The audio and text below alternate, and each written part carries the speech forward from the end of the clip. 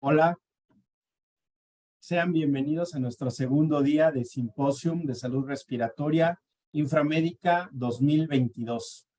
Para mí es un gusto el estar trabajando el día de hoy con ustedes. Tenemos un tema muy relevante, un problema mayor de salud pública, y el día de hoy revisaremos todo lo que tiene que ver con el síndrome de apnea obstructiva del sueño o la apnea obstructiva del sueño. Así es que vamos a empezar pidiéndoles por favor a todos de su interacción en el chat, y les pido por favor que nos unamos a este hashtag que vamos a iniciar en este chat, poniendo el estado de la República donde nos ven y la palabra sin SAOS. Entonces, si nos escriben de Monterrey, sería Monterrey sin SAOS, Puebla sin SAOS, y vamos a ver de qué estados de la República nos están acompañando. Entonces, estamos viendo aquí en el chat, ojalá nos puedan poner los estados de la República que nos están visitando con esto, el estado de la República y la palabra sin SAOS. Y aquí estamos viendo que nos dicen de Puebla, de Tehuacán, Puebla, Monterrey, Sonia, muchísimas gracias, Sonia. Veracruz, sin SAOS, nos dice Elsa Angelina. Hola, Elsa Angelina, bienvenida a esta sesión de trabajo del día de hoy en el tema de SAOS. Cihuatanejo, Wendy, qué envidia.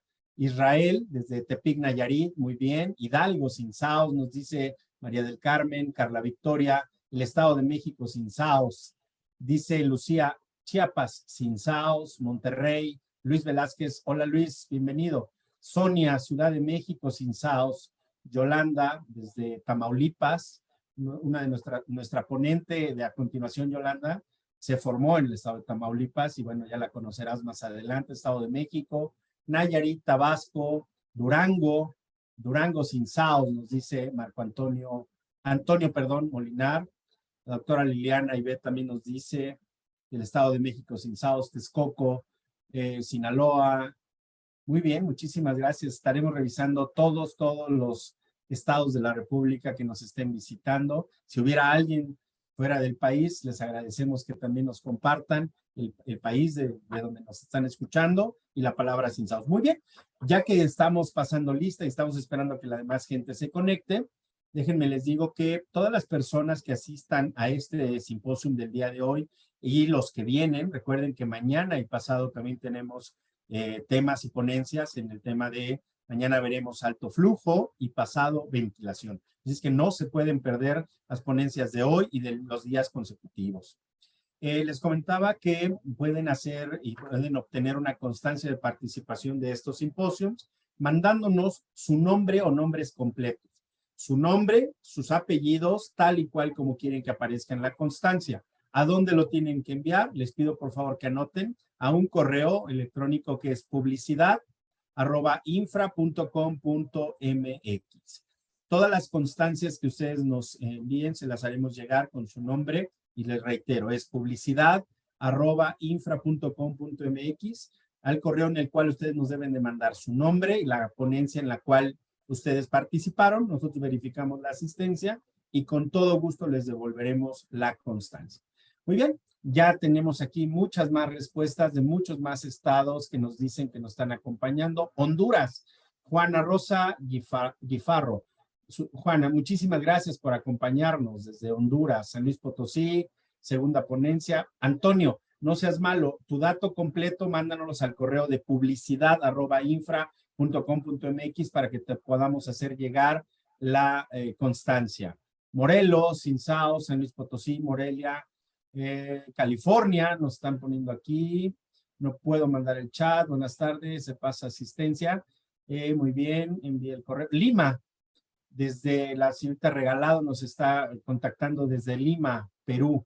Muchísimas gracias. Bueno, ya que ya tenemos muchísima audiencia, vamos a reiterar cuál va a ser la dinámica de la sesión del día de hoy.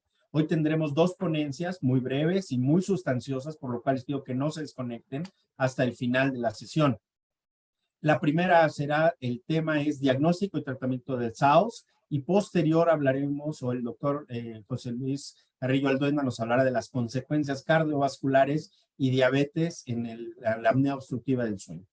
Entonces, la dinámica serán las dos ponencias, una consecutiva de la otra, y posterior a eso haremos una sesión de preguntas y respuestas. Entonces, vamos a revisar nada más aquí los tiempos. Olivia, ¿puede repetir el correo? Claro que sí, Olivia. Es publicidad@infra.com.mx. Ahí es donde nos tienen que mandar su nombre para que podamos enviarles su constancia. Chihuahua, puede repetir el correo, ya lo repetimos.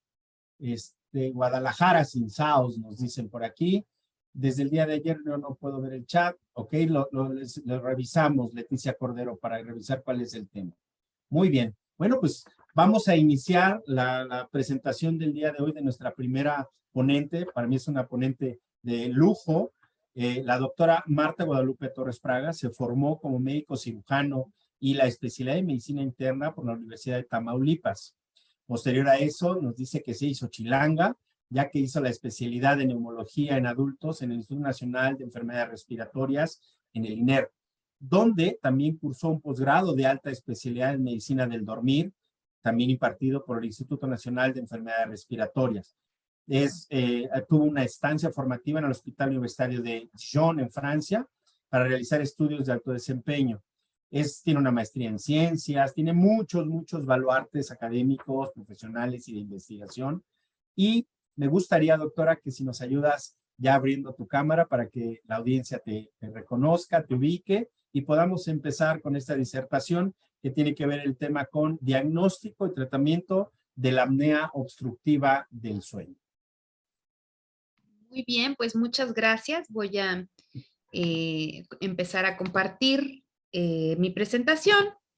Y bueno, pues muchísimas gracias a Infra por la invitación y por estas actividades que tienen una difusión tan importante en el gremio médico en todo el país. Es de las excelentes cosas que se han llegado a alcanzar gracias a una empresa con tanta infraestructura. Bueno, pues vamos a platicar el día de hoy en algunos breves minutos acerca de la apnea obstructiva del sueño, hablando algunas generalidades y resaltando la importancia de la enfermedad y de su abordaje. Y el doctor Carrillo pues cerrará con broche de oro, resaltando algunas de las evidencias, ¿no? de la importancia de esta enfermedad. Y entonces, bueno, no podemos empezar sin definir qué es esta condición, ¿no? Hasta hace poco se le conocía muy precisamente con el término de síndrome, cosa que ya a los médicos que hemos visto por tantos años apnea obstructiva del sueño, no nos deja totalmente satisfechos, ¿no? Es una entidad bien definida, con complicaciones bien establecidas, con riesgos asociados. Pero bueno, pues al final se trata de un trastorno que se caracteriza por la presencia de un número anormal de episodios intermitentes en los que la vía aérea superior sufre colapso, durante los que se interrumpe de manera total, lo que conocemos clínicamente como apnea, o en forma parcial, lo que se conoce como hipopnea, el flujo respiratorio mientras vamos a dormir, ¿no? Entonces, bueno, esta es la definición. En rojo algunas cosas de importancia, puesto que todos tenemos derecho de hacer algunas pausitas, de hacer algunas hipopneas, algunas apneas durante el sueño, pero no una gran cantidad de ellas, porque ya veremos que esto se asocia a riesgos bien definidos. ¿Por qué debería importarnos el SAOS? Es la primera pregunta en la que quiero poner sobre la mesa. Y la primera es porque recientemente, bajo las definiciones actuales de esta condición, se ha encontrado que las estimaciones previas de prevalencia y de la presentación de esta enfermedad parecía que quedaban un poco cortas y subestimaban el número de pacientes, que de por sí ya no era bajo. Y entonces, en este trabajo, publicado en 2019 en una revista de un impacto muy importante en el gremio médico, pues se hizo un cálculo acerca de más o menos cuántas personas bajo diferentes clasificaciones tienen apnea obstructiva del sueño definido por un índice de apnea hipopnea más de 5 eventos por hora y más de 15. Y como verán, el número es muy grande. Para precisar un poco esta información, bueno, pues se hicieron estimaciones de acuerdo a estudios de prevalencia poblacionales en los diferentes países del mundo y de ahí se hicieron cálculos en los países en los que no se contaba con un estudio de estas características. Para no hacer tan larga la explicación al respecto, lo que es verdaderamente relevante para nosotros como gremio médico en México, pues es que en las edades en las que suele ser importante esta enfermedad, que es en adultos de más de 30 años, puesto que es la población a la que nos vamos a enfocar, pues si definimos la enfermedad con un índice de 5 eventos por hora, como pueden ver, se estima que un 18% de la población adulta en México podría cumplir esta definición y que si nosotros estimamos la enfermedad en moderada grave, lo que clínicamente es muy relevante por sus asociaciones, como lo vamos a ver, pues tenemos una prevalencia de 10.7%. Entonces, imagínense que 1 de cada 10 sujetos tienen apnea obstructiva del sueño relevante en estas edades, lo cual vuelve un problema numéricamente muy grave a esta condición. ¿Qué es lo que solemos ver como clínicos de la apnea obstructiva del sueño? Bueno, pues estas pausas en la respiración que voy a ilustrar en este momento, como pueden ver el flujo respiratorio que se centra en esta señal, disminuye o se anula completamente, lo que tiene asociado a ello desaturaciones muy importantes e impactos cardiovasculares importantes, además del ruido que genera la resistencia al paso del aire en los momentos en que sí se respira y que es manifestada con ronquido. Y entonces, bueno, pues este es un fenómeno muy importante. Vean cómo en este paciente, como uno de tantos, fácil y tranquilamente la saturación nocturna puede caer a valores tan importantes como por debajo de 70% en forma intermitente. Y entonces esa es la verdadera importancia biológica de la enfermedad. La apnea obstructiva del sueño no es una enfermedad que se limita a roncar y a que el aire no pase. Estos fenómenos de hipoxemia intermitente y algunos otros fenómenos tienen descritos muy claramente riesgos asociados a daño biológico. Y entonces, como ya lo delimité previamente, la hipoxemia intermitente con reoxigenación intermitente es uno de los principales y más demostrados daños que están asociados a la apnea obstructiva del sueño. Como lo pudieron ver en la diapositiva previa, el paciente con apnea obstructiva del sueño no mantiene estabilidad en el intercambio de gases durante el sueño ni tampoco en el sistema cardiovascular. Y entonces, las principales consecuencias biológicas de este fenómeno de hipoxemia intermitente y reoxigenación, pues se encuentran anotadas en este cuadro negro, en el que se señala que hay un imbalance entre el sistema de óxido reducción y así como entra el sistema bajo insuficiencia respiratoria aguda a echar a andar mecanismos para tratar de compensar y garantizar la supervivencia celular, bueno, pues la generación de radicales libres de oxígeno también está demostrada durante la hipoxemia intermitente de la apnea obstructiva del sueño. Activación de factores de la coagulación y liberación de sustancias promotoras de inflamación como la interleucina 6, 10, son también bien demostradas. El segundo factor de daño biológico o mecanismo de daño biológico que voy a señalar es el que se encuentra en verde, ¿no? Se supone que cuando vamos a dormir tendríamos que mantener una condición electroencefalográfica de reposo. Y entonces, cuando nosotros tenemos apnea obstructiva del sueño, y eso es lo que responde casi siempre a las preguntas de los pacientes, ¿me puedo morir en una apnea? Pues la respuesta en casi todo el mundo, porque no podemos tampoco ser dogmáticos al respecto si no tenemos un cerebro íntegro, pues es que un alertamiento va a detener este fenómeno, ¿no? El cerebro va a alertarse, no a un plano directamente consciente, pero sí alertamientos corticales que lo que van a ocasionar es una fragmentación del sueño y con esto también un incremento en el tono simpático asociado al estado de vigilia que percibe el cuerpo, ¿no? Y entonces en un punto en donde el tono parasimpático debería estar más elevado, pues este tono parasimpático no se eleva, más bien lo que tiene son descargas adrenérgicas constantes y que pueden ser capaces de ocasionar algunos cambios.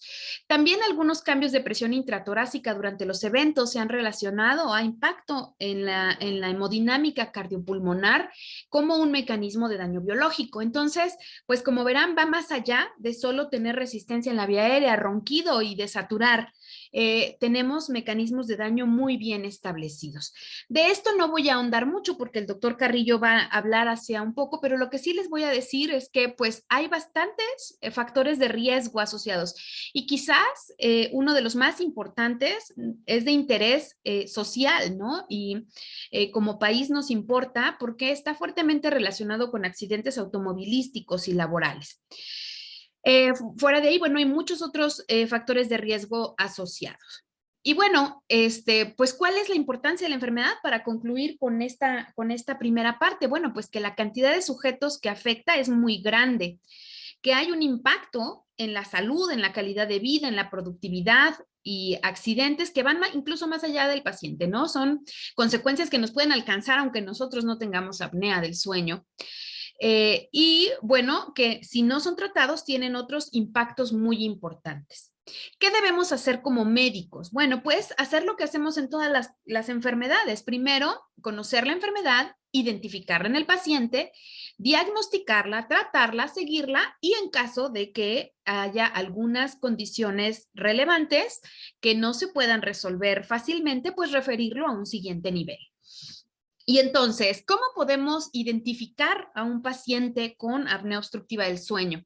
Bueno, hay factores de riesgo que podemos identificar y los quisimos dividir entre los modificables y los no modificables. Dicen que es modificable la obesidad, aunque yo tengo mis serias dudas. La realidad es que sí, sí es un factor de riesgo modificable, es muy difícil modificarlo, sin embargo, es una de las condiciones que podemos hacer para tratar de disminuir un poco la gravedad de la enfermedad, que no del todo la curación. Cuando un paciente tiene la obesidad de predominio central y sobre todo a nivel superior, a nivel del cuello, y esto se manifiesta por más de 40 centímetros en la circunferencia de cuello, tenemos un factor de riesgo muy claro de tener apnea obstructiva del sueño. Hay algunas otras condiciones que empeoran la colapsabilidad y con ello la apnea obstructiva del sueño, como el alcohol, el tabaco o algunos hipnóticos sedantes. Y los factores de riesgo no modificables, bueno, pues desafortunadamente son la edad, cada vez somos una población más vieja y entonces entre más vieja, más colapsable la vía aérea superior. Entonces parece que se nos va a convertir todavía en un problema más grave por el envejecimiento poblacional que estamos viviendo en el mundo. Respecto al género, el ser del sexo masculino, biológicamente hablando, es un factor de riesgo bien establecido, más o menos es del doble que el de ser del sexo femenino. Algunas razas, por sus características craneofaciales, también tienen predisposición a tener más apnea, antecedentes familiares directamente relacionados a lo mismo, o bien algunas condiciones ya de alteraciones craneofaciales relacionadas o no a una condición sindromática, o bien algunas condiciones como por ejemplo endocrinológicas, como hipotiroidismo o acromegalia, también son enfermedades que pueden predisponer a tener apnea obstructiva del sueño. Ya que todo hoy en día requiere de clinimetría y requiere de herramientas de predicción clínica para afinar y sustentar nuestras sospechas clínicas, hay diversas. Yo les traje las dos más, de las dos más consolidadas y más viejitas. Hay muchas otras con diferentes rendimientos en su desempeño, pero bueno, en esta ocasión creo que no podemos dejar pasar la oportunidad para mencionar el cuestionario de Berlín. Es un cuestionario de 3 categorías que agrupa una serie de preguntas en síntomas diurnos, síntomas nocturnos y algunas comorbilidades. Y entonces ya prácticamente hay validación en todos los idiomas y bueno, la sensibilidad y la especificidad se han demostrado buenas. El SACS, conocido también, el índice de apnea, también es una herramienta que nos gusta mucho porque su rendimiento no es malo desde el punto de vista que es una herramienta de predicción solamente clínica y que es muy sencilla, ¿no? Ni siquiera tenemos que tener el cuestionario ahí. Con que recordemos la circunferencia de cuello en centímetros y tener hipertensión, ronquido habitual o apneas presenciadas, sumando todas estas características, le vamos a dar al paciente una probabilidad. Y con esta, bueno, se encuentra asociado un riesgo a tener la enfermedad en relación con la probabilidad baja de tenerlo. Y entonces, pues obviamente a quienes ameritarían estudiar, pues son aquellos que tienen una probabilidad de intermedia a alta. ¿Y cómo lo vamos a diagnosticar? Este es el estándar de referencia para el diagnóstico de la apnea obstructiva del sueño. Y se trata de una polisomnografía estándar en la que tenemos canales de sueño para asegurarnos que el paciente está dormido o no, el comportamiento cardiopulmonar, el comportamiento respiratorio, en todas estas señales que podemos observar aquí.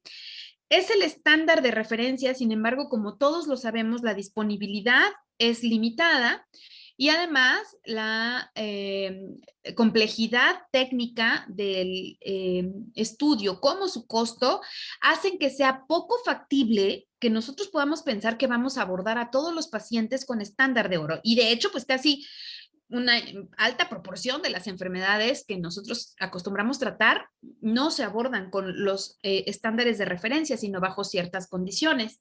Por ello es que hoy en día nosotros hacemos la recomendación de, en el paciente adecuadamente seleccionado, y que son la mayoría, para ser honestos, un monitoreo simplificado de cardiorrespiratorio durante el sueño suele ser suficiente para que el paciente con riesgo intermedio a alto de apnea obstructiva del sueño y sin comorbilidades graves, es decir, si hay alguien que está con insuficiencia cardíaca, con FEBI de 20%, por favor, bueno, pues sí, hay que hacer lo posible por hacer un estudio más preciso.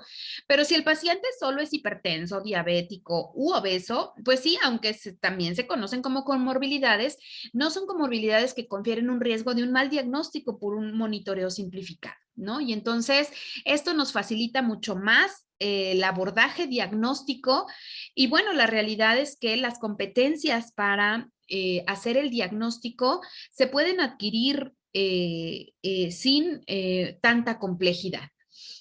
Entonces, bueno, como ya les había mencionado, hay que tratar de mantener en mente algunas condiciones que tienen particularmente mayor probabilidad de tener apnea obstructiva del sueño, así como que tengan desenlaces peores al respecto. Entonces, obesidad, insuficiencia cardíaca, fibrilación auricular, sobre todo esa que no se deja controlar, pues hay que investigar qué es lo que está pasando en la respiración durante el sueño. La hipertensión refractaria a tratamiento ya tiene bastantes años que los lineamientos globales la señalan como una indicación de buscar apnea obstructiva del sueño. En pacientes también con diabetes, con arritmias nocturnas o eventos vasculares cerebrales hay algunas prevalencias más elevadas. En quienes no podemos dejar de identificar, pues en conductores de alto riesgo o preoperatorios de cirugía bariátrica, son condiciones en donde es indispensable asegurarnos que el paciente no tiene esta condición por los riesgos que derivan de sus actividades y de los procedimientos a los que van a ser sometidos. Y entonces, bueno, ¿qué y a quién? Bueno, pues si el paciente no tiene un riesgo alto o moderado de SAOS, pues hay que buscar un diagnóstico alternativo y pensar en otra cosa si es que el paciente se está quejando de algún trastorno del sueño. Pero si esto es lo que nosotros logramos integrar en nuestra evaluación clínica, hay que hacernos una segunda pregunta. ¿El paciente tiene comorbilidades y resalto clínicamente significativas, es decir, FEBIs muy bajas, hemiplegia, EPOC con hipoxemia muy grave? O cualquier otra fuente de hipoxemia muy grave que nos pueda alterar el desempeño de la saturación nocturna, pues si el paciente no está en esas condiciones de comorbilidades clínicamente importantes, graves, pues el paciente puede ir fácilmente a un abordaje simplificado. Y por eso les decía, la inmensa mayoría de los adultos de entre 30 y 67 años, que era la población estudiada por Lancet, pues obviamente pueden ser tratados por un abordaje simplificado a través de una poligrafía respiratoria. Si el paciente pertenece a un grupo de alta comorbilidad, de alto riesgo de que la poligrafía se nos quede un poco corta, pues entonces sí habría que hacer el esfuerzo de buscar la forma de hacer polisomnografía. ¿Quién está enfermo con base en los resultados de un estudio de sueño, sea independientemente poligrafía o polisomnografía? Bueno, pues se considera que un paciente tiene apnea obstructiva del sueño leve cuando tiene un índice de apnea y hipopnea por hora de sueño de 5 a menos de 15 eventos por hora, es decir, 14.999. Moderado cuando está entre 15 y 29.999 y grave cuando tiene 30 o más eventos. Entonces, bueno, ya tenemos ahí la definición de la enfermedad. Ya fuimos en el viaje de la mano para determinar quién está enfermo o no. Y ahora, pues obviamente la siguiente pregunta, ¿a quién vamos a tratar? ¿A todos los pacientes? Bueno, pues la realidad es que la recomendación más sustentada, aunque también depende de las políticas de salud de los diferentes sistemas, señalan en la inmensa mayoría de los casos tratar a todos aquellos que yo referí como clínicamente relevantes, ¿no? Y estamos hablando de aquellos pacientes que tienen 15 o más eventos por hora de sueño, o bien aquellos pacientes que tienen apnea obstructiva del sueño mayor a 5, entre 5 y 15, pero cuyos síntomas son muy relevantes o tienen comorbilidades de riesgo como las que ya mencioné, ¿no? Hipertensión de difícil tratamiento, o que tienen arritmias muy importantes o que tienen problemas cardiovasculares. Y entonces, una cosa muy importante es que el tratamiento de la apnea obstructiva del sueño no es convencional para el paciente. Para nosotros cada vez lo es más convencional, ¿no? Ya cada vez estamos más acostumbrados a que un dispositivo de presión positiva es un tratamiento bastante más común. Sin embargo, pues hay que educar al paciente, hay que discutir las opciones porque el estándar de tratamiento ese sí sigue siendo el dispositivo de presión positiva continua, es decir, un CPAP. Si el paciente está convencido, acepta el tratamiento y está dispuesto a seguirlo, pues obviamente el tratamiento que se debe mantener a largo plazo es el CPAP. Si el paciente no está dispuesto a usar tratamiento con un dispositivo de presión positiva, hay algunas otras líneas de tratamiento que obviamente salen de los servicios de primero y segundo nivel, que tendrían que referirse hacia tercer nivel, pero hay alternativas con dispositivos de avance mandibular, que son aparatos que un especialista en sueño de origen dental nos puede ayudar a realizar. Algunos otros candidatos pueden ser, más bien otros pacientes pueden ser buenos candidatos a cirugía. Si el problema es por un problema de personalidad o de trastorno psicológico, pues terapia conductual, otras terapias también podrían ser de utilidad. El seguimiento, bueno, pues que se recomienda, sobre todo que es un tratamiento que va a ser crónico a largo plazo, pues es intensificarlo en la primera parte del tratamiento, al inicio. Y bueno, pues lo que se recomienda hoy en día es por lo menos un esquema de verificar que el paciente, una vez bien educado y bien informado en el uso de un dispositivo de presión positiva, sea evaluado al primer mes por su médico, a los 3 meses, a los 6 meses e incluso las recomendaciones actuales en un paciente ya bien establecido en su tratamiento sustentan que cada año es un tiempo suficiente para ver esta condición que suele tener una evolución crónica. ¿Qué hay que evaluar en cada una de estas ocasiones? Bueno, pues obviamente el apego al dispositivo de presión positiva, que es este tratamiento, tiene la particularidad que es de los en los que se puede evaluar el apego objetivo de forma muy fiable desde hace mucho tiempo. Obviamente hay que ver cómo están los síntomas que el paciente manifestó de inicio cuando se realizó el diagnóstico, y hay que vigilar que los síntomas se encuentren controlados y que haya disminuido sobre todo la somnolencia. Hay que evaluar también idealmente que la calidad de vida del paciente haya tenido una mejoría con el uso del tratamiento, y evaluar si hay cambios. ¿Cambios en qué? Sobre todo en peso. El peso es una de las variables que más va a impactar a que un paciente con CPAP que tuvo una necesidad de una presión positiva determinada pueda cambiar en el tiempo. Si no hay un cambio sustancial de peso o en los síntomas, la realidad es que este paciente se puede quedar un periodo más bajo el tratamiento indicado. No es necesario hacer estudios de seguimiento. Una vez que el paciente está diagnosticado, definitivamente es una condición que no va a mejorar espontáneamente. El paciente tiene que tener, si se usa tratamiento con presión positiva, apego al tratamiento, porque de otra forma no va a tener una resolución espontánea de su condición de apnea obstructiva del sueño.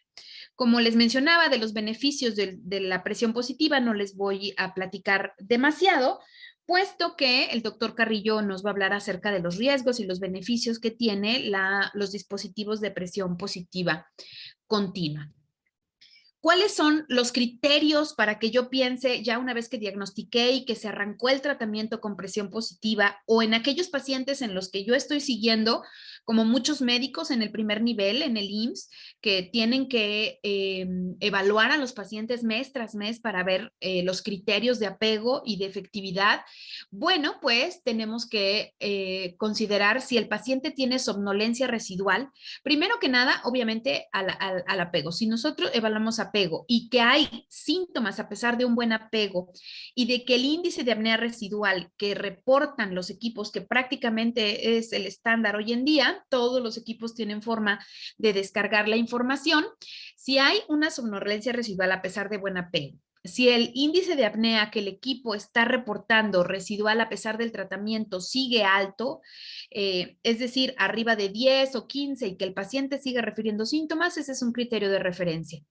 Cuando tenemos sospecha de otro trastorno respiratorio, por ejemplo, pacientes que pudieran estar hipoventilando o que tengan alguna otra condición agregada que nos haga sospechar apnea central o alguna otra condición respiratoria, pues obviamente hay que referirlos.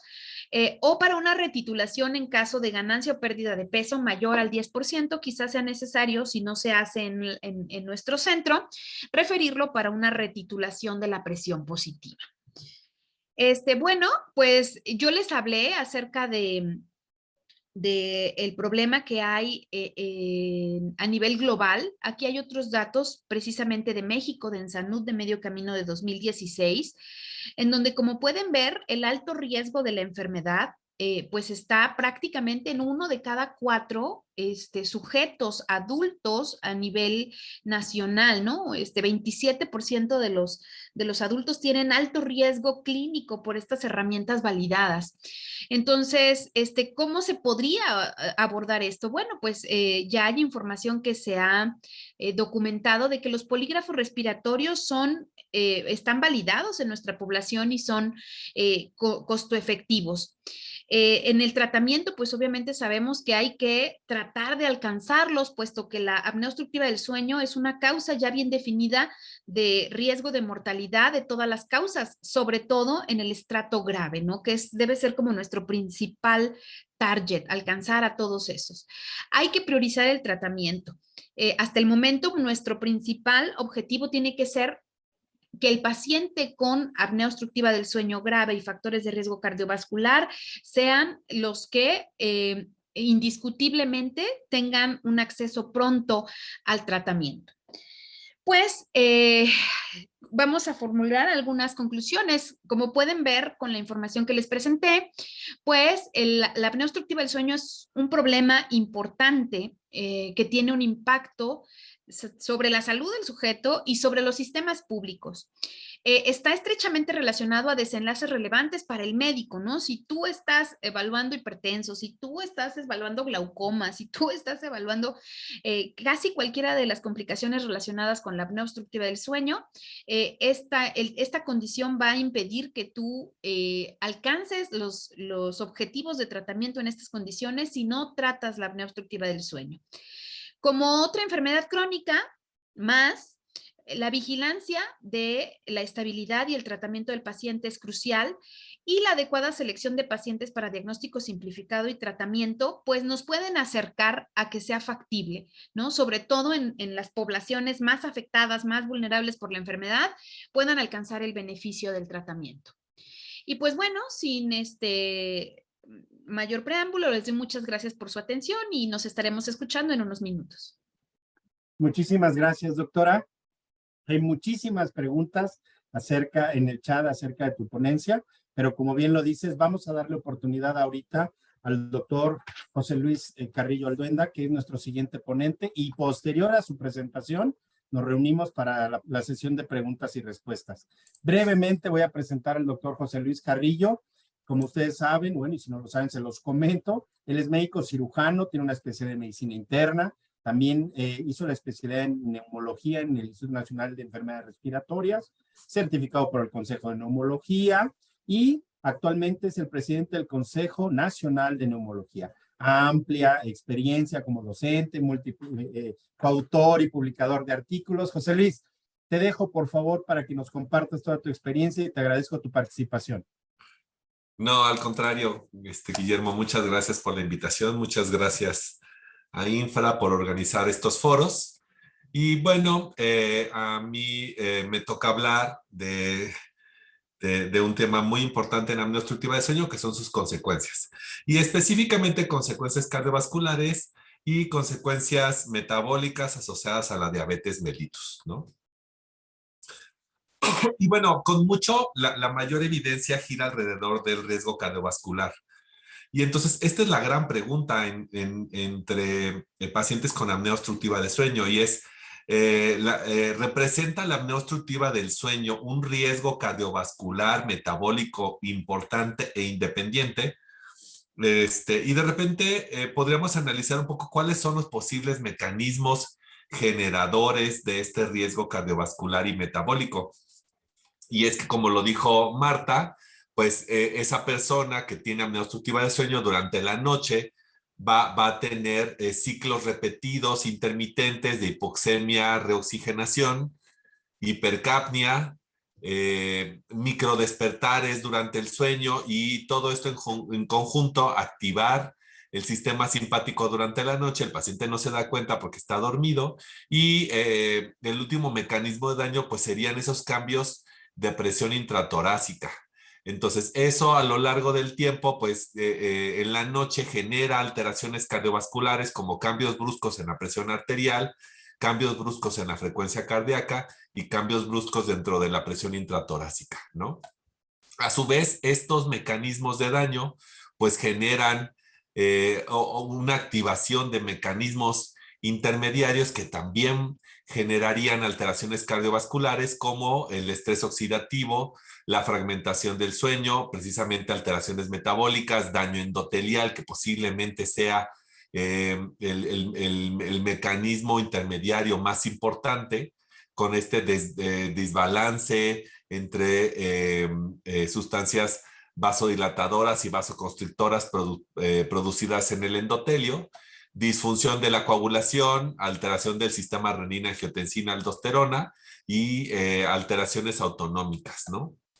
Eso a lo largo del tiempo, si lo combinamos con otro tipo de factores de riesgo, como la susceptibilidad genética, la obesidad, el género masculino, la edad, alguna comorbilidad cardiovascular ya preexistente, consumo de alcohol y tabaco, mala alimentación, sedentarismo, pues a lo largo del tiempo podrían juntarse y ir cocinando una complicación cardiovascular, ¿no? Pero ¿por qué no estamos tan seguros? ¿Por qué de repente podríamos hacernos la pregunta de ¿es realmente la apnea obstructiva de sueño un riesgo cardiovascular? Y es que hay dudas porque, bueno, pues hay ausencia de ensayos clínicos. Y es que en realidad la apnea obstructiva de sueño es un factor de riesgo que no se puede aleatorizar, que no se puede ingresar a un ensayo clínico controlado.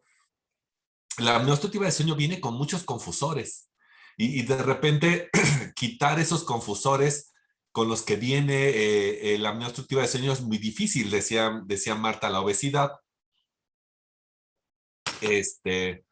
La prevalencia de obesidad es muy alta entre pacientes con apnea obstructiva de sueño y a veces es difícil de distinguir un riesgo del otro, síndrome metabólico, la edad, el género, la raza y el consumo de tabaco.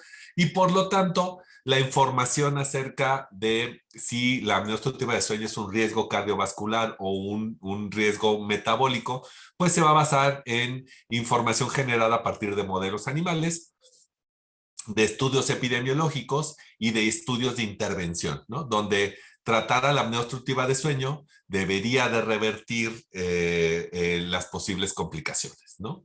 Y entonces, si analizamos un poco de la evidencia existente, y les digo un poco porque, bueno, en realidad hay bastante evidencia a revisar y el tiempo no nos da para tanto, ¿no? Pero bueno, podríamos empezar con la asociación de apnea obstructiva de sueño e hipertensión arterial sistémica, ¿no? Que es uno de los riesgos cardiovasculares más importantes, si no es quizás el más importante de todos, ¿no?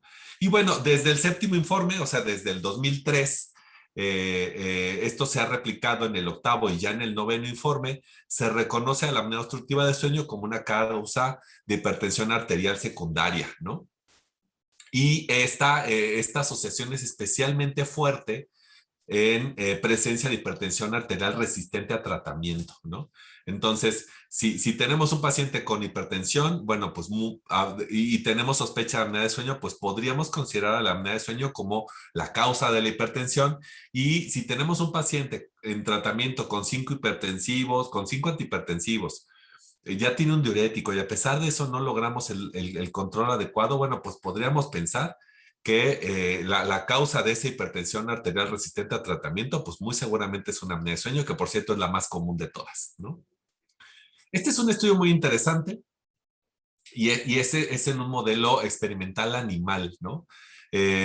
Obviamente por motivos éticos, pues este tipo de experimentos no se pueden hacer en humanos y de hecho ya está en animales, ¿no? Ya están cada vez más restringidos, pero es un modelo canino muy interesante porque tienen una válvula traqueal que simulaba apneas obstructivas de sueño. Interesante, ¿por qué? Porque la apnea de sueño, los modelos se basan en hipoxemia intermitente, ¿no? En someter a los animales en segundos de hipoxemia, con segundos de normoxemia, con segundos de hipoxemia. No, esto no. Este modelo es el único modelo que se basaba en generar apneas, en este caso traqueales, en un perrito, ¿no?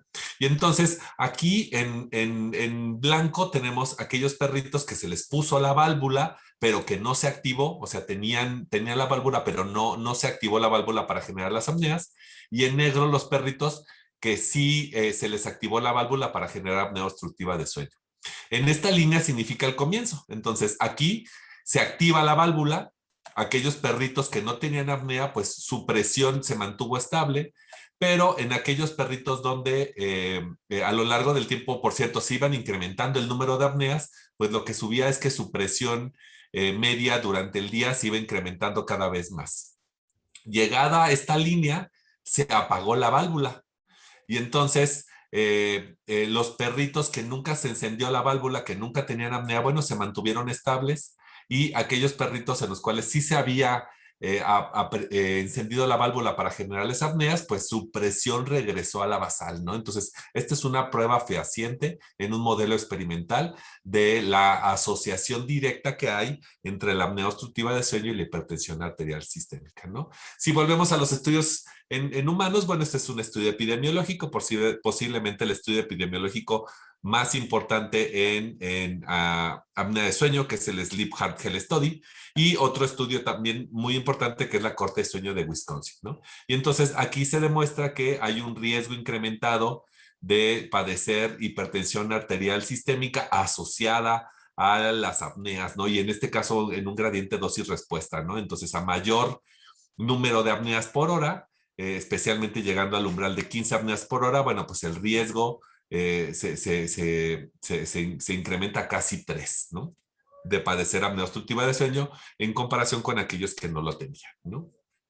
Este es un estudio de intervención, ¿no? Y entonces la pregunta sería, ¿el CPAP disminuye la presión arterial media, sistólica, diastólica? Si es una causa secundaria. Bueno, la respuesta es sí, aunque el desenlace es muy variable. ¿Cuánto puede disminuir el CPAP la presión arterial es muy variable, va a depender de cada paciente. Posiblemente también tenga una mayor repercusión en aquellos con hipertensión arterial resistente a tratamiento. Pero bueno, aquí tenemos un metaanálisis.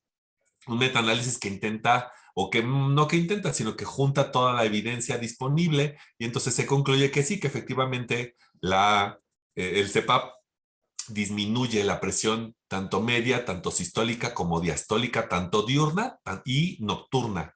En pacientes con apnea obstructiva de sueño. Obviamente, les decía, la respuesta es muy variable y cuando sacamos promedios más o menos, el cambio más o menos representa 3 milímetros de mercurio. También de repente podemos encontrarnos ensayos donde se compara a CPAP contra algún antihipertensivo o algún vasodilatador, lo cual es injusto, ¿no? Es injusto tratar de comparar al CPAP con un antihipertensivo como tal. No es obvio que un antihipertensivo tiene un mayor impacto sobre la presión arterial, ¿no? Pero sí, efectivamente, la respuesta es sí, CPAP disminuye la presión arterial. Pasando a otro riesgo o complicación cardiovascular, bueno, ¿cuál es la asociación o cuál es la información disponible de la apnea obstructiva de sueño y los EBCs, los eventos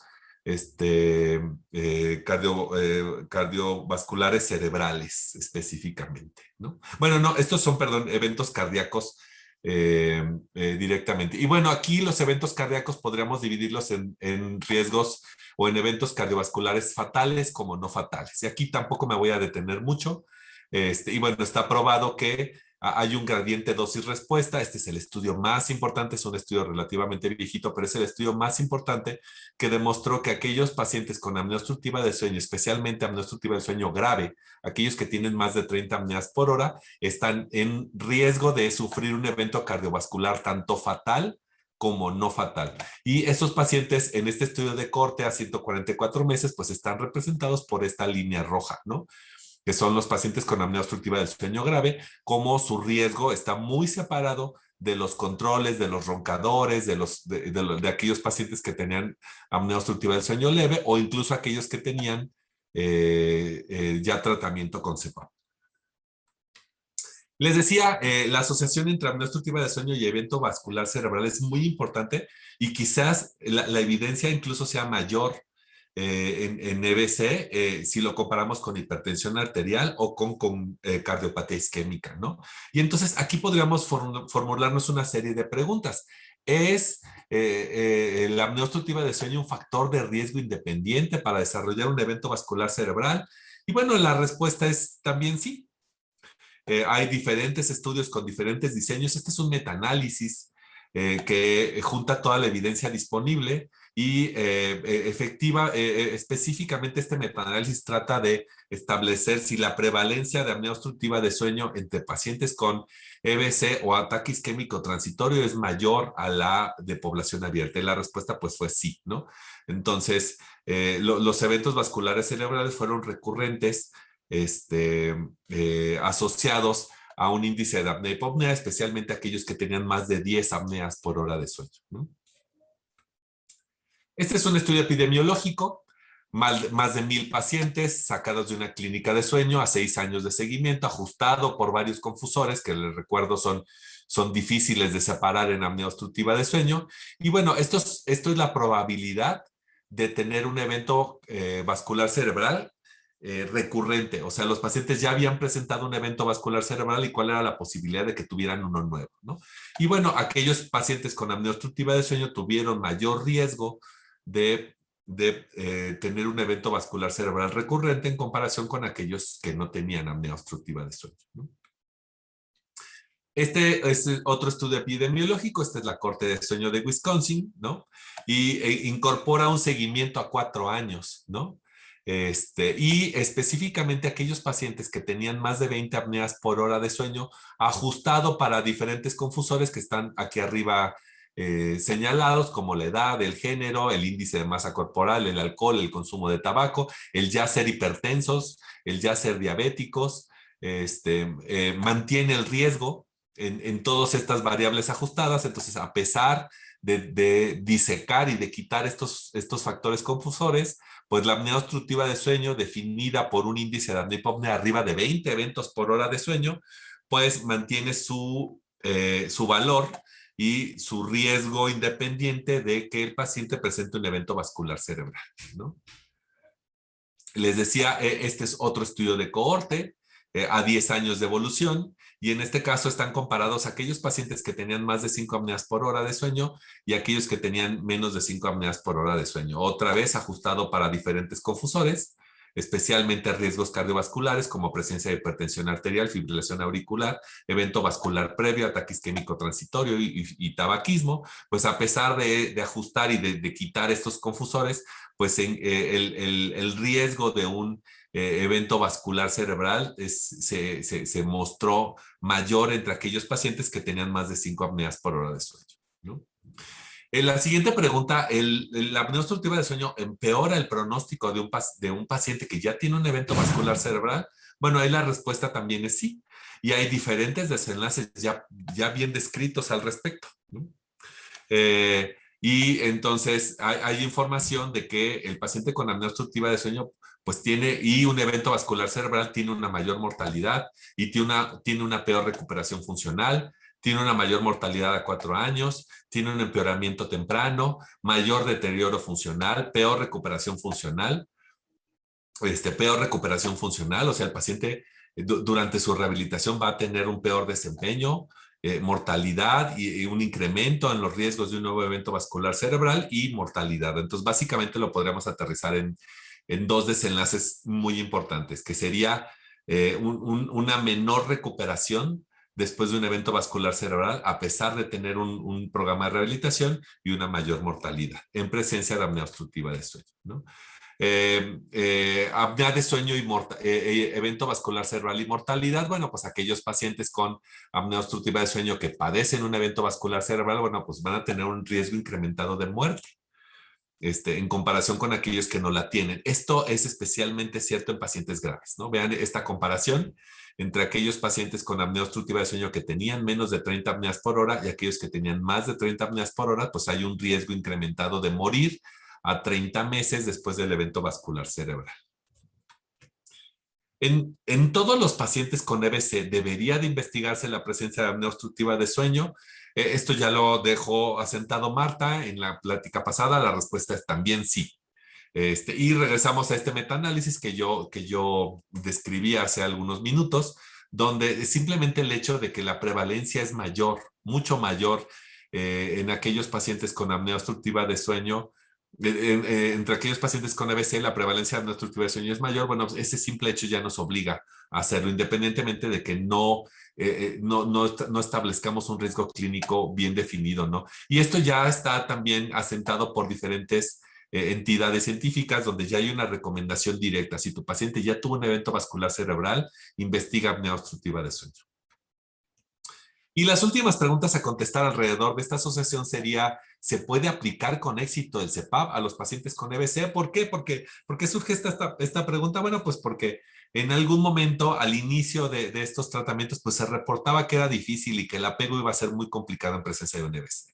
Y lo podríamos asociar a esta pregunta: ¿el tratamiento con CPAP puede modificar el pronóstico y o la comorbilidad en presencia de un evento vascular cerebral? Bueno, pues la respuesta nuevamente es sí. Se puede aplicar la terapia con presión positiva con éxito en pacientes recuperándose de un evento vascular cerebral, y también se puede disminuir el riesgo, especialmente en aquellos que tienen, el impacto más importante es evitar o prevenir un nuevo evento vascular cerebral, ¿no? Y esto está medido a 160 meses. Esto es supervivencia y riesgo de padecer un nuevo EBC. Esto, les decía, es especialmente grave entre aquellos, es especialmente cierto en aquellos pacientes graves, en aquellos que tienen un índice de apnea-hipopnea por arriba de 30 eventos por hora de sueño. Otras asociaciones cardiovasculares, y así nos podemos seguir entre muchas, pero tampoco nos alcanza el tiempo, pero muerte súbita, ¿no? La apnea obstructiva de sueño es un riesgo para tener muerte súbita, especialmente cuando la muerte súbita se presenta en la noche. Entonces vean esta comparación En rojo están los pacientes con apnea, en azul están los pacientes sin apnea. Y bueno, como el riesgo de muerte súbita está incrementado entre las 10 de la noche y las 6 de la mañana, ¿no? Cosa que se invierte en el horario diurno, ¿no? Arritmias, ¿no? Especialmente la fibrilación auricular, concuerdo con Marta, es la arritmia más asociada a apnea obstructiva de sueño. También es la que mejor responde a CPAP. Pero bueno, en realidad la apnea obstructiva de sueño se puede asociar a prácticamente cualquier arritmia y especialmente, ¿por qué? Porque el sueño es un periodo que favorece las arritmias. Es un periodo arritmogénico, ¿no?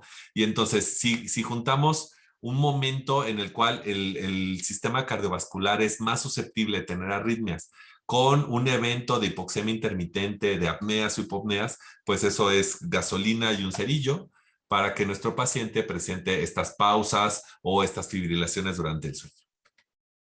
¿Por qué? Porque esta asociación entre la apnea obstructiva de sueño y el riesgo cardiovascular, bueno, creo que la pregunta no está del todo contestada, pero en general todo apunta hacia la aterosclerosis, ¿no?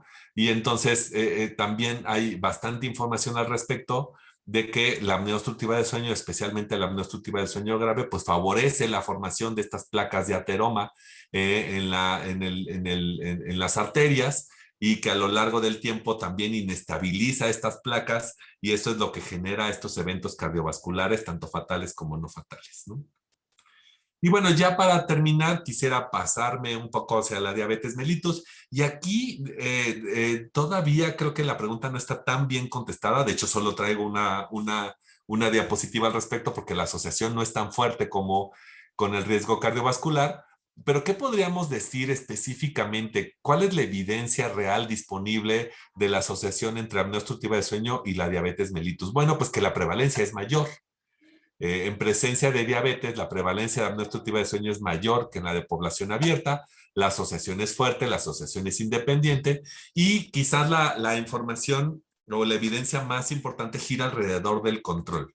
No está claro y posiblemente la respuesta sea no. La apnea de sueño no es un factor de riesgo para diabetes mellitus y la diabetes mellitus no es un factor de riesgo para apnea obstructiva de sueño. Pero la apnea obstructiva de sueño afecta el control glucémico y metabólico, ¿no? Entonces, aquel paciente con diabetes mellitus que además tiene apnea obstructiva de sueño, pues va a tener un riesgo de estar en descontrol metabólico.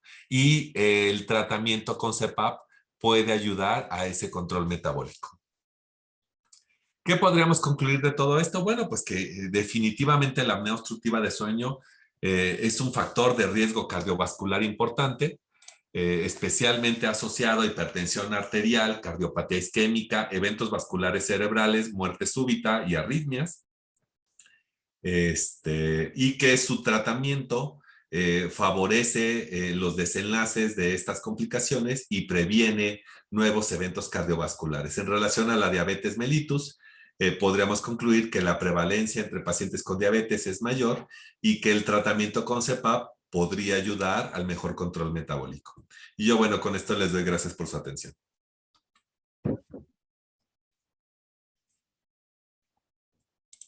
Muchísimas gracias, doctor. Excelente. Ahora sí que muchísima información en muy poquito tiempo, así es que vamos a iniciar con las preguntas. Doctora Marta, muchísimas gracias. Ojalá nos pudiera acompañar en la sesión de preguntas y respuestas. Ya regresamos. Excelente. Bueno, hace rato decíamos la doctora Marta y yo que teníamos que asociar o agrupar algunas preguntas para poder contestar un buen grupo de dudas que puedan generar. Y voy a tratar de hacer en este caso esto. La primera es, ¿cómo se hace una titulación? Con esto quiero englobar algunas preguntas porque creo que podemos responderlo en este punto. ¿Me ayudan, por favor, doctora? Claro que sí. Bien, la titulación depende del abordaje que hayamos elegido. Si nuestro paciente fue abordado a través de una poligrafía, sería como un poco absurdo pensarlo llevar a titular a un laboratorio de sueño bajo polisomnografía, ¿no? Si ya le quitamos la costo-efectividad al estudio simplificado. Y entonces, en estos casos, lo ideal es hacer una titulación con un equipo automático, ¿no? El equipo automático nos ha venido a facilitar muchísimo el abordaje tanto de titulación como de tratamiento. Hay bastante evidencia a favor de que el equipo automático es bastante eficiente en el tratamiento de la apnea obstructiva del sueño. Claro, es más costoso que un CPAP fijo. Entonces, bueno, la titulación utilizando un equipo automático por algunos días tiene la ventaja de que nos puede proporcionar información de cuánta presión necesita un paciente.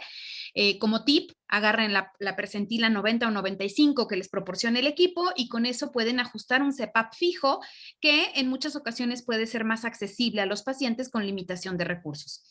En otra circunstancia, pues puedes utilizar un dispositivo automático de inicio y de tratamiento. Si el paciente fue abordado por polisomnografía, hay dos opciones. La más costo efectiva, pues es obviamente hacer una noche dividida, que en casos de apnea central o demás, pues obviamente queda fuera. Aquí lo que hay que hacer es hacer la titulación manual a través de una polisomnografía estándar, lo cual complica un poco más y hace mucho más costoso el establecer el tratamiento. Muchísimas gracias, doctora. Y bueno, vamos a continuar en las preguntas y la quiero poner así. ¿En qué indicaciones o cuándo se indica un BiPAP? Bueno, el BiPAP está todavía como una indicación vigente por la Academia Americana de Medicina del Sueño como un tratamiento alternativo en pacientes que no toleran la presión continua, sobre todo cuando son presiones altas, ¿no? Que el paciente se queja de que no puede exhalar. Hoy en día, casi todos los equipos tienen una función que se llama liberación de presión expiratoria, EPR en algunos lugares, Ciflex en otras marcas, en fin, casi todos los equipos tienen la forma de hacer una liberación de presión expiratoria. Entonces, esta indicación de BiPAP, pues prácticamente está en desuso, es muy raro. En general, aquellos pacientes que con presiones altas de presión continua, como arriba de 15 o bien arriba de 20, que es la presión máxima que da un equipo de presión positiva, es indicación de BiPAP. Pero la realidad es que en el contexto de apnea obstructiva del sueño, la inmensa mayoría de los pacientes con un tratamiento de CPAP estándar en las presiones habituales, menores de 15, es un tratamiento suficiente. Y justamente hay algunas preguntas que hacían referencia a lo mismo, doctora. ¿Cómo se determina la presión de un CPAP? Dice, ¿nos podrían decir cómo se calcula la presión de un CPAP? ¿Qué es la rampa? Y presiones mínimas y máximas. Gracias, doctor. Ok, bien, respecto al equipo automático, tiene un rango de presiones del mínimo al máximo. Entonces, en general, lo que nosotros hacemos es dejar al equipo, cuando utilizamos un equipo automático, un CPAP automático, y no conocemos las presiones del paciente, pues obviamente dejarlo abierto para explorar qué presiones llega a alcanzar el equipo para compensar la enfermedad del paciente. Si vamos a utilizar ese equipo automático como un medio de titulación, eso es lo que les recomiendo. A menos que sean pacientes que no crean que toleren presiones muy altas. Eventualmente alguien por ahí sí recomienda limitarlo a 15 centímetros de agua, ¿no? Porque un gran porcentaje de pacientes van a quedar por debajo de esta presión. Y entonces tomas tu prueba automática, como ya les dije, valoran la percentila 90 o 95 y esa es la presión terapéutica del paciente. Muy bien, doctora, muchísimas gracias. Michelle Rodríguez nos pregunta, y voy a englobar su pregunta, ¿en qué momento agregar oxígeno al tratamiento del SAUS? Bueno, esa es una gran cuestión. En general, el paciente con apnea obstructiva del sueño, sin comorbilidades graves que condicionen insuficiencia respiratoria, con el tratamiento de CPAP será suficiente en la inmensa mayoría de los casos. ¿En quién preveemos que va a necesitar oxígeno? Pues obviamente el paciente que está desaturado de día. Debemos recordar que el paciente con apnea obstructiva del sueño tiene hipoxemia intermitente nocturna. La saturación diurna del paciente es normal, tiene que ser normal. Entonces, esta es una decisión en pacientes complejos que tienen además insuficiencia respiratoria crónica. Muchísimas gracias, doctora. También nos preguntan que si la hipertrofia amigdalina es un factor de riesgo para padecer apnea obstructiva del sueño. En la población pediátrica es el principal factor de riesgo, pero obviamente no hablamos del grupo pediátrico. En adultos, sobre todo jóvenes, con amígdalas, tienen que ser amígdalas muy hipertróficas, amígdalas grado 4, 3, 4, yo diría que prácticamente exclusivamente 4, para pensar que son las amígdalas lo que está ocasionando la apnea obstructiva del sueño. En general, amígdalas de menor calibre no son la causa principal de la apnea obstructiva del sueño. En la población adulta, las causas de la colapsabilidad es a otros niveles. Muchísimas gracias. Doctora, nos preguntan cuáles son las indicaciones quirúrgicas para atender el SAOS. Bueno, justamente a propósito de esto, si tenemos un paciente joven con una apnea clínicamente relevante, el quitar las amígdalas es una buena alternativa, ¿no? Cuando tenemos este contexto. Fuera de eso, si tenemos pacientes que rechazan el uso de presión positiva continua, cuyos índices de apnea-hipopnea no estén por arriba de 50, es decir, que no sean muy graves. ¿Por qué? Porque la cirugía ha demostrado proporcionar resultados que no son tan eficientes como el CPAP, ¿no? Y entonces dependen de varias cosas. Una, que la enfermedad no sea extremadamente grave, y dos, que el paciente no tenga una obesidad extrema, ¿no? Y entonces en estos son predictores de que el paciente probablemente no sea un buen candidato. Yo la recomendación que les haría es consíganse un médico quirúrgico con especialidad en sueño, porque si es una población de difícil manejo, es un tema que sí requiere de especialidad. Muy bien, nos preguntan, en 2 o 3 preguntas venía, ¿cuál es el porcentaje de éxito? ¿Hay reversión en el SAOS? Quiero resumir estas 3 o 4 preguntas. ¿Se cura a la gente del SAOS, doctora?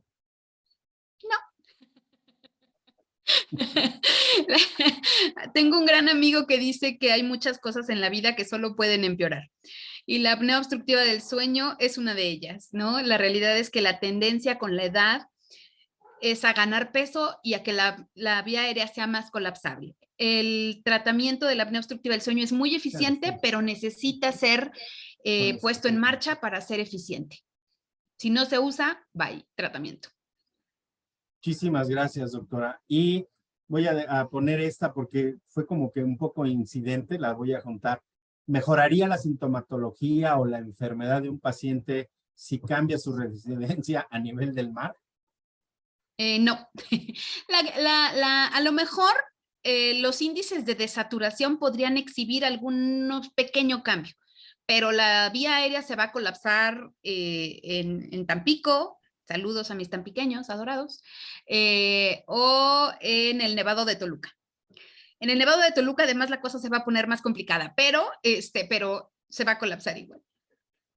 Muchísimas gracias, doctora. Y bueno, voy a pasar por algunas otras preguntas y bueno, en este caso le voy a pedir al doctor José Luis que nos responda, porque hay algunas preguntas. Yo creo que la gente se puso a estudiar.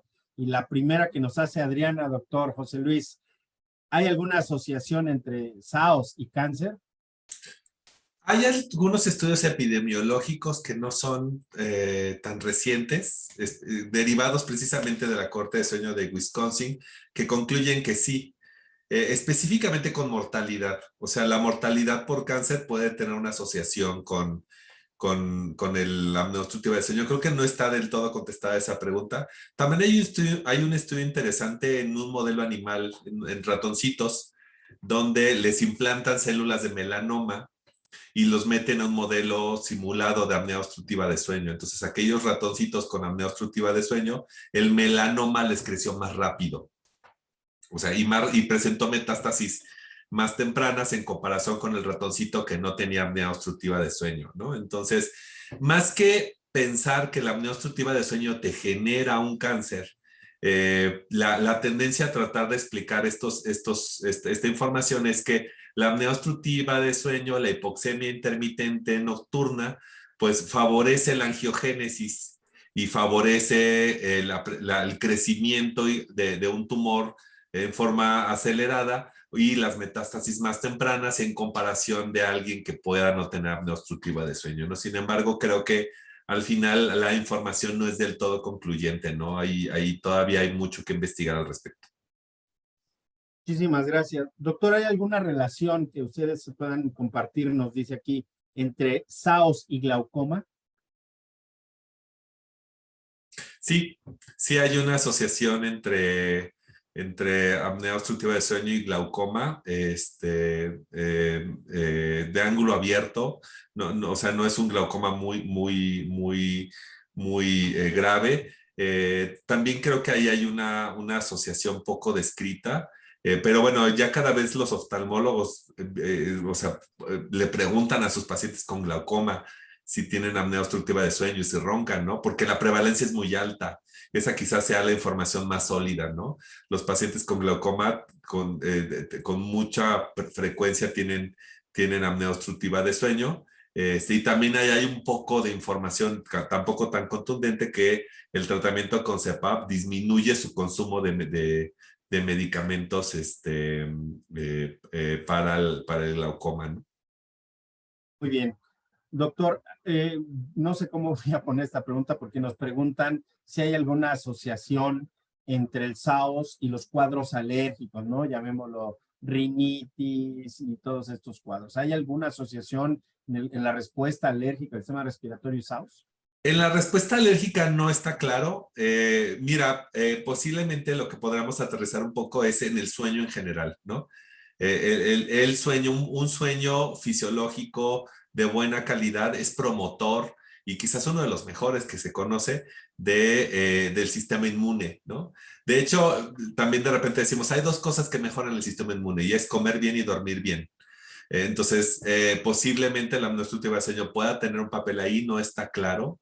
En realidad creo que la pregunta puede ir en otro sentido y es que la apnea obstructiva de sueño puede simular estos padecimientos. Entonces, con mucha frecuencia la apnea obstructiva de sueño se acompaña de síntomas de rinitis y de faringitis crónica y de carraspera y de síntomas crónicos de vía aérea superior.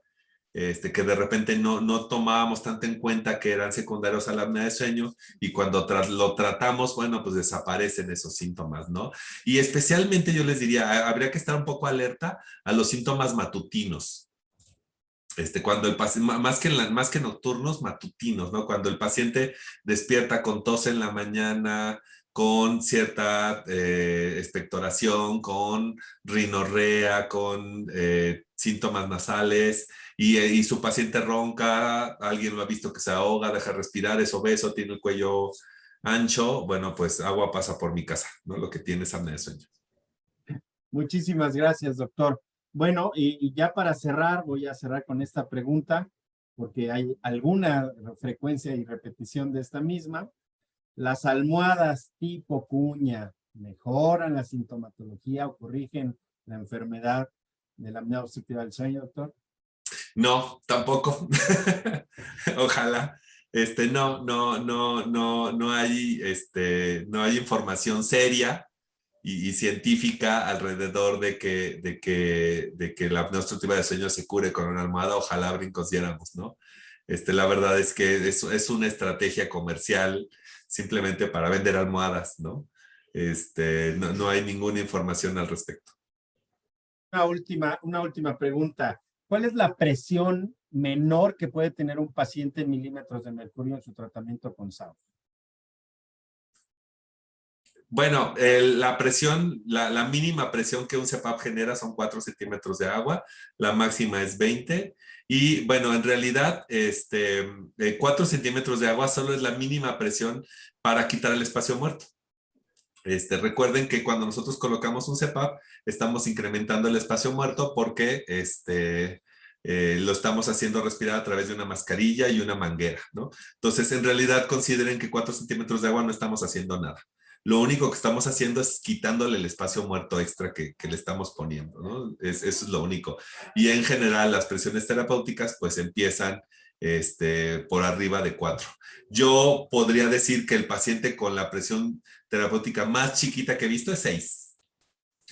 Hablando de SAOS, ¿no? De apnea obstructiva de sueño. Entonces, no sé, Marta, ¿tú cuál es la presión terapéutica más pequeña que has recetado?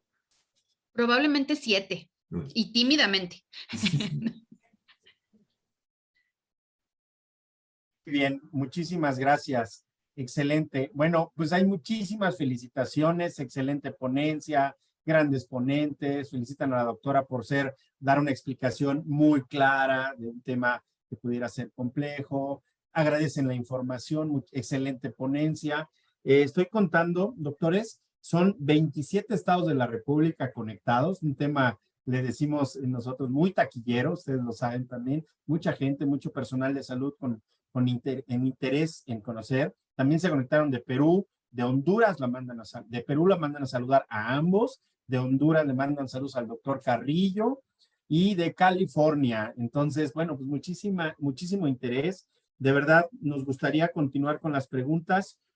Sin embargo, la última. ¿Un paciente con mucopolisacaridosis tendría riesgo para padecer AOS? Sí, por supuesto. Tiene apnea obstructiva de sueño ya. Simplemente el hecho de que tenga cualquier mucopolisacaridosis va a tener apnea obstructiva de sueño. Recuerden que las mucopolisacaridosis son enfermedades de depósito donde se van a depositar ciertas sustancias y eso incluye la vía aérea superior, ¿no? Entonces la faringe, independientemente de que algunas se acompañan de ciertas malformaciones craneofaciales, solo el hecho de que la faringe se deposite en estas sustancias extras va a favorecer el colapso. Entonces sí, mucopolisacaridosis de cualquier tipo significa apnea obstructiva de sueño y grave.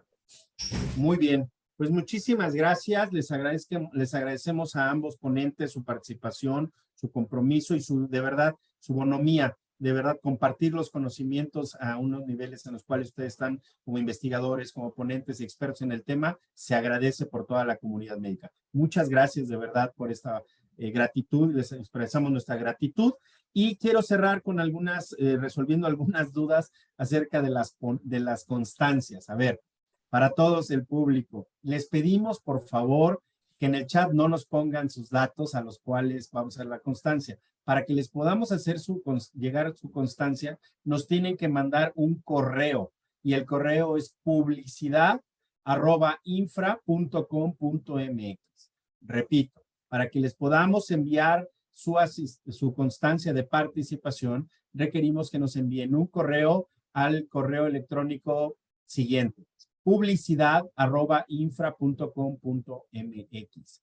Por lo cual les pido que estemos atentos a enviarlo. Si participaron el día de ayer, lo tendrían que haber enviado ayer, el día de hoy igual. Y aprovecho para invitarlos para que el día de mañana nos acompañen en esta misma liga de inscripción, ya que mañana desarrollaremos en conjunto con otros ponentes el tema de alto flujo. De verdad, no se lo deben de perder. Mañana es un gran día, 2 ponentes de gran talla, igual que los de hoy, entonces no podemos perder la oportunidad de actualizarlos. Y les agradecemos a los 2 ponentes. Muchísimas gracias, doctor José Luis. Me gustaría que cerraras con algún comentario para la plática y después la doctora Marta, por favor. Bueno, pues nada más que investiguen apnea obstructiva de sueño entre todos sus pacientes que tienen alguna comorbilidad cardiovascular y metabólica. Y lo contrario también, entre todos sus pacientes con apnea obstructiva de sueño, busquen complicaciones cardiovasculares y metabólicas, porque la asociación es muy fuerte y es bidireccional, va de un lado al otro, entonces no se nos olvide. Muchísimas gracias. Doctora, por favor, un colofón. Pues bueno, nuevamente agradecer y recordarles que es un problema de dimensiones muy importantes, ¿no? Con desenlaces muy importantes para quien lo padece. Los neumólogos no vamos a poder abordar y tratar toda la apnea del país. Entonces necesitamos gente que tenga el ojo clínico de identificarlo, especialistas en medicina interna, médicos de familia, todos podemos hacer frente a esta enfermedad que solamente va a crecer en números y en importancia. Entonces, muchas gracias nuevamente y que pasen una bonita noche. Muchísimas gracias. Aprovecho nada más para reiterar la invitación el día de mañana en esta misma liga, en el mismo horario, el tema de alto flujo. La disertación que tendremos también son de 2 excelentes ponentes y no se lo deben de perder.